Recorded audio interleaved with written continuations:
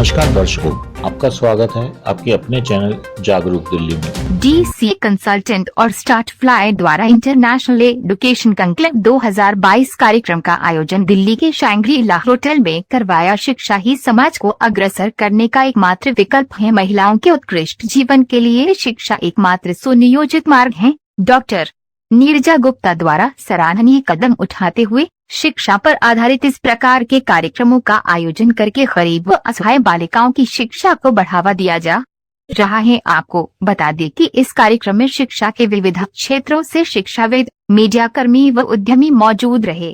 कार्यक्रम की शुरुआत दीप प्रज्वलन पश्चात की गई। इस कार्यक्रम में 4 पैनलों द्वारा शिक्षा के अलग अलग विषयों पर चर्चा की गई।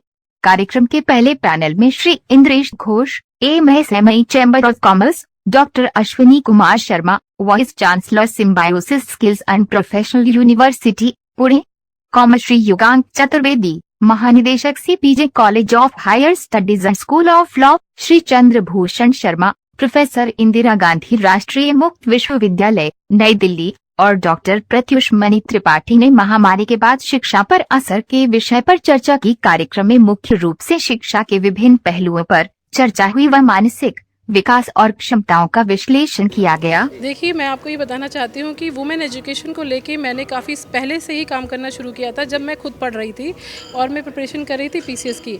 उसके बाद से ये सिलसिला जारी रहा और अनाथ और जो गरीब लड़कियाँ हैं उनकी एजुकेशन के लिए मैंने काम किया और उसके बाद में मुझे कई सम्मान मिले। उसके बाद धीरे धीरे सम्मान मिलते मिलते आज मैं यहाँ पर ये प्रोग्राम कर पाई हूँ।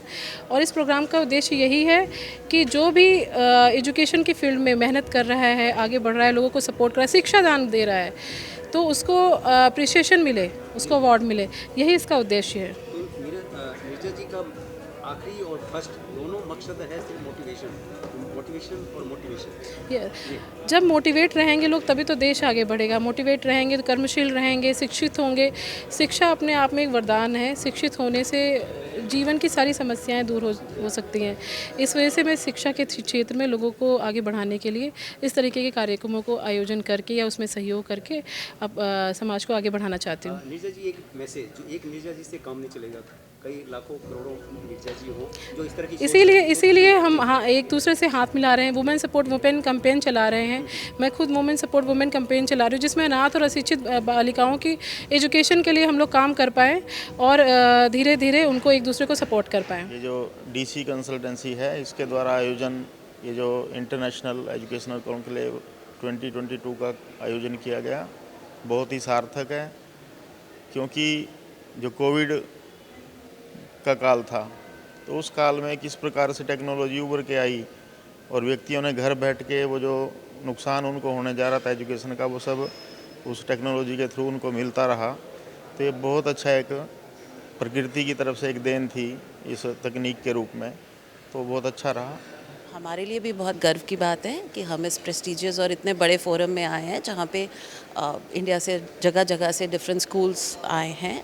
और बहुत ज़्यादा गर्व की बात हमारे लिए कैम्ब्रिज इंटरनेशनल स्कूल के लिए है, जहाँ पर हमारे स्पोर्ट्स डिपार्टमेंट और हमें स्पोर्ट्स के लिए सबसे ज़्यादा एक्नॉलेज करा गया है, हमें यह अवार्ड मिल रहा है। एंड अपने जो हमारी स्पोर्ट्स की टीम है स्कूल के अंदर, उनको सराहना चाहूँगी कि उनकी मेहनत और डेडिकेशन और उनकी लगन की वजह से हम इतने अच्छे बच्चे क्रिएट कर पाए, जो कि बहुत अच्छे स्पोर्ट्समैन हैं, जो डिस्ट्रिक्ट लेवल और स्टेट लेवल पे और नेशनल लेवल पे गोल्फ में जा रहे हैं, बास्केटबॉल, वॉलीबॉल, चेस और स्केटिंग में हम लोग बहुत अच्छे बच्चे क्रिएट कर पाए, जो कि बहुत अच्छी पोजीशंस होल्ड कर रहे हैं। फ़क्र है कि आज मैं यहाँ पे हूँ। हर इंसान बहुत मेहनत करता है और बहुत ही लगन से काम करता है, लेकिन सबकी मेहनत ये सफलता नहीं लाती। मैं बहुत खुशनसीब हूँ कि मुझे ये रिवॉर्ड मिला जा रहा है कि मैं मोस्ट सक्सेसफुल इनोवेशन कुछ नया किया एजुकेशन की फील्ड में, उसके लिए मुझे अवार्ड मिला जा रहा है और आगे भी इसी लगन से हम करते आएंगे। इससे हमें और प्रेरणा मिली है और धन्यवाद। नितिन कालराव।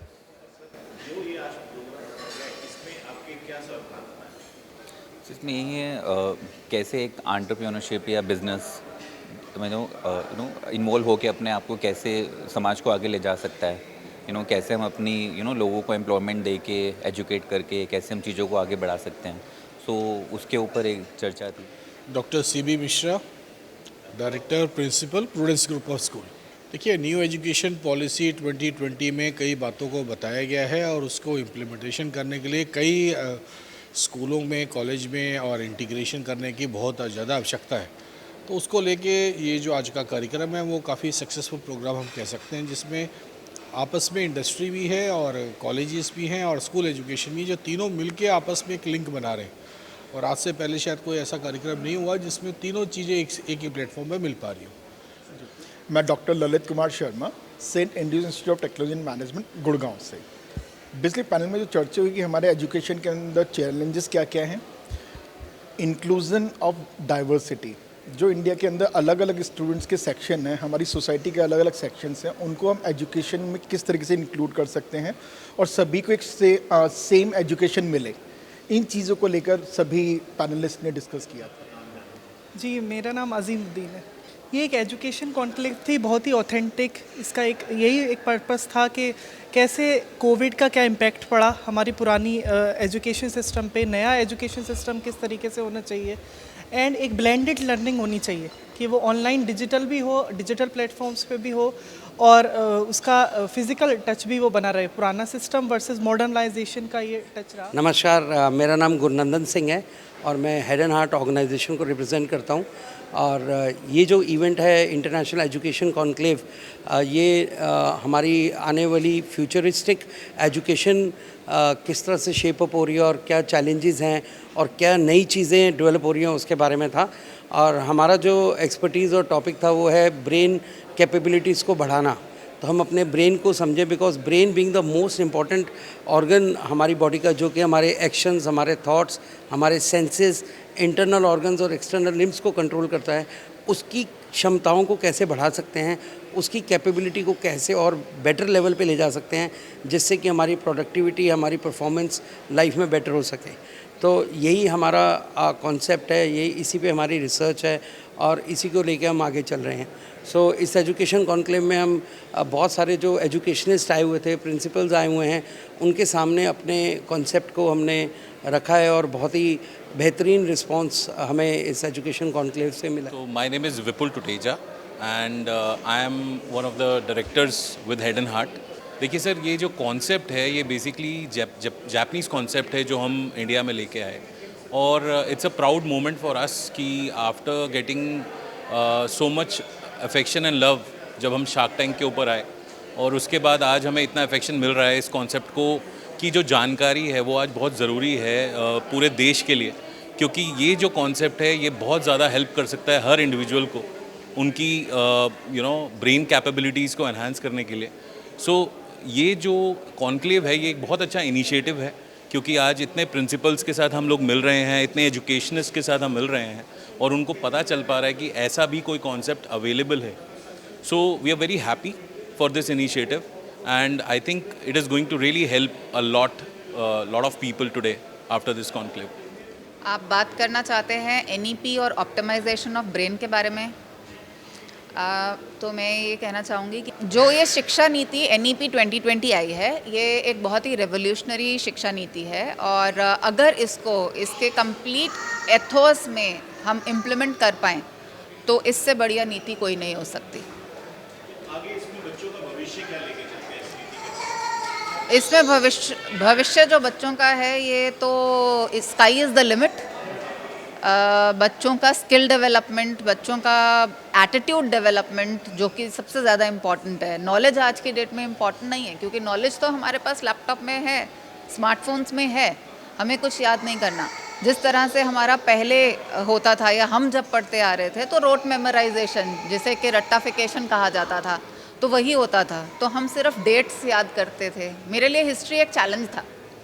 मैं हमेशा से इंतज़ार करती रही कि कब 10वीं ख़त्म हो और मेरे पास से हिस्ट्री सब्जेक्ट ख़त्म हो और मैं साइंस पढूं, क्योंकि साइंस में मैं एक्सपेरिमेंट कर सकती हूँ, प्रैक्टिकल कर सकती हूँ, और जब वो करूँगी तो उससे सब सीख सकती हूँ। तो वो मेरी रुचि बनी रही, वो मेरा क्षेत्र बना रुचि का।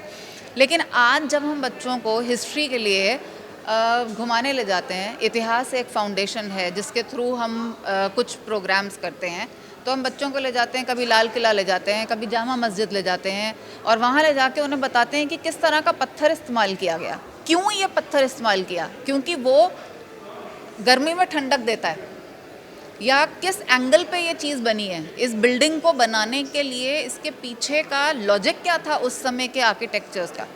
तो वो जो रुचि पैदा करता है बच्चे के अंदर, उससे तो जब मैं गई अपने बच्चों के साथ, अपने स्कूल के बच्चों के साथ, तो मुझे लगा अगर मुझे ये प्लेटफॉर्म मिला होता तो शायद मैंने भी हिस्ट्री पढ़ ली होती, या मेरे अंदर भी वो रुचि डेवलप हो गई होती, वो इच्छा डेवलप हो गई होती जो नहीं हुई। तो NEP इन सब चीज़ों का बहुत अच्छे से ध्यान रख रहा है। हाँ, लेकिन साथ ही साथ मैं ये कहूँगी कि टीचर्स की ट्रेनिंग का बहुत ही इम्पॉर्टेंट एस्पेक्ट है यहाँ, क्योंकि जो हमारे टीचर्स हैं उनकी भी स्किल डेवलपमेंट करना उतना ही इम्पॉर्टेंट है। तो जब तक वो तैयार नहीं है, वो बच्चों को कैसे तैयार करेंगे? तो उनकी तैयारी सबसे पहले, किस किस एरिया में तैयारी, वो सबसे पहले। बिल्कुल बिल्कुल बिल्कुल। मैं Priya Katpal, business head launch my career की तरफ से आई हूँ यहाँ। थैंक यू करना चाहती हूँ कॉन्क्लेव का और नीरजा मैम का। बहुत ही अच्छे से ऑर्गेनाइज हुआ एंड बहुत अच्छे हमारे ओल्ड फ्रेंड्स मित्र मिले यहाँ। शिवानी मैम जो खुद में एक पर्सनालिटी है और बहुत बड़ी बड़ी पर्सनालिटी से यहाँ मिलना हुआ एंड लुकिंग फॉरवर्ड ऐसे और उसमें हम लोग भी इतना ही अच्छा काम आगे करते रहें जैसा अभी किया है। There was so much of learning. Thank you so much. मेरा नाम सोनम ठाकुर है। मैं from Summit Hotels, I am from Summit Hotels design and marketing person and मैं रॉस शंग्रीला को एंड प्लस दूरदर्शन को मैं थैंक यू बोलना चाहूँगी कि उन्होंने हम लोगों को ये वैल्यू दिया and we are like sponsoring one of the sponsors in this event.